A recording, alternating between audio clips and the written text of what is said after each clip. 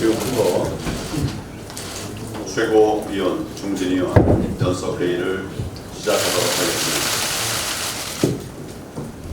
인천 지역 붉은 수돗물 사태가 20여일 가까이 계속되고 있습니다. 어제서야 환경부의 조사 결과가 나왔습니다. 그동안 인천시는 수질에 이상이 없다고 주장을 했지만은 조사 결과 간신히 빨래나 할 수 있는 그런 수준이라는 것이 밝혀졌습니다.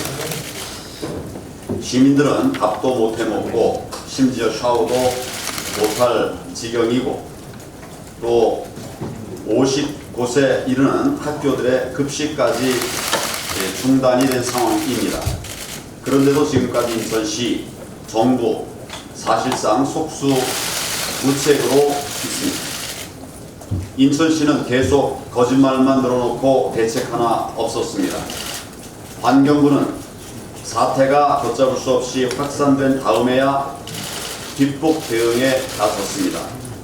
교육부는 급식 중단이 확산된 지난 16일에야 겨우 특별 교부금 지원을 약속했습니다. 도대체 이런 지자체, 이런 정부를 믿고 국민들이 안심하고 생활할 수 있겠습니까? 정부와 지자체의 가장 기본적인 역할은 국민이 안심하고 살아갈 수 있게 하는 것입니다. 이를 위해서 기초적인 생활 인프라를 안전하게 지키는 일 매우 중요합니다. 그런데 이 정권과 여당 소속 자치단체장들은 기본을 지키지 않으면서 온갖 포퓰리즘 정책으로 표 얻을 궁리만 하고 있습니다. 인천시만 하더라도 낡은 수도관 교체 예산은 한 푼도 편성이 되어 있지 않습니다. 그런데도 무상교육, 또 청년수당, 이런 선심 정책에는 다른 지역보다도 더 앞장서서 나가고 있습니다. 인천시 부채가 10조 원에 달하는데 과연 이런 것이 정상적인 행정이라고 할 수 있겠습니까?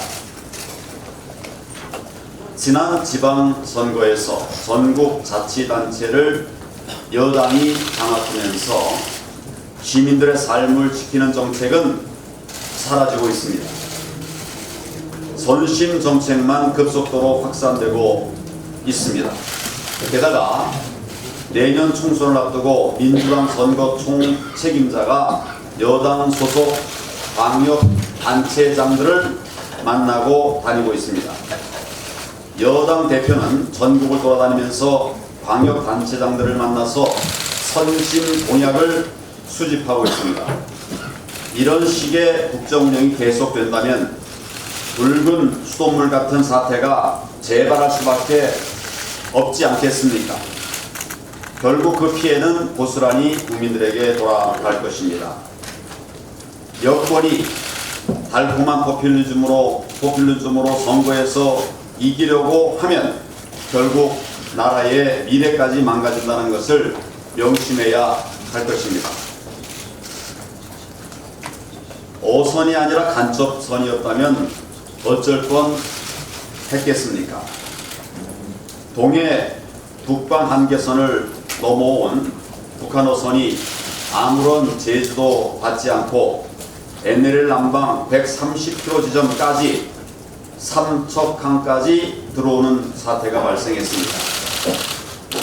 배를 항구에 대고 상륙할 때까지도 군 당국은 전혀 몰랐다고 합니다. 낚시를 하던 민간인이 신고를 한 뒤에야 사태를 파악했다고 하니 정말 기가 막힐 노릇입니다. 우리 민간 어선이 드나드는 항구에 배를 정박하고 우리 어민들과 대화까지 나눴다고 합니다. 해군, 해경, 육군의 3중 방어망이 완전히 뚫린 것입니다. 어선이었기에 망정이지 북한 간첩선이었다고 하면 어떤 일이 벌어졌겠습니까? 그래놓고도 군 당국은 사태를 덮기에 급급하고 어선이 저반한 사실조차도 숨겼습니다. 우리 해상 경계가 사실상 완전히 무너진 것인데도 책임 회피와 거짓 변명으로 일관하고 있습니다. 정말 이런 군을 믿고 안심하고 우리 잠이나 잘 수 있겠습니까? 결국 이 정권의 국방 무력화가 이런 사태를 부른 것입니다. 9.19 남북 군사 합의로 무인 정찰기도 뜨지 못하게 됐습니다. 또 제대로 된 훈련도 못하는 상황이 되어버렸습니다. 북한이 탄도미사일을 발사한 지 지금 한 달 반이 지났습니다. 그런데도 이 정권은 여전히 분석 중이라는 말만 되풀이하고 있습니다.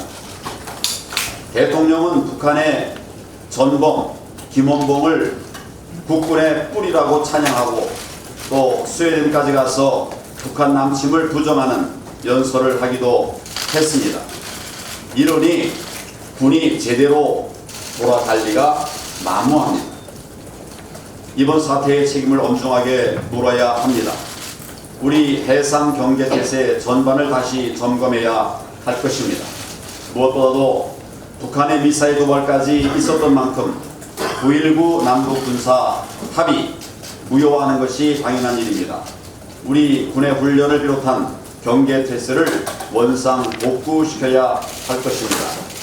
튼튼한 안보 없이는 평화 없습니다. 튼튼한 안보 없이는 경제도 없습니다. 이런 사실을 대통령과 이 정권은 분명히 깨닫기를 바랍니다.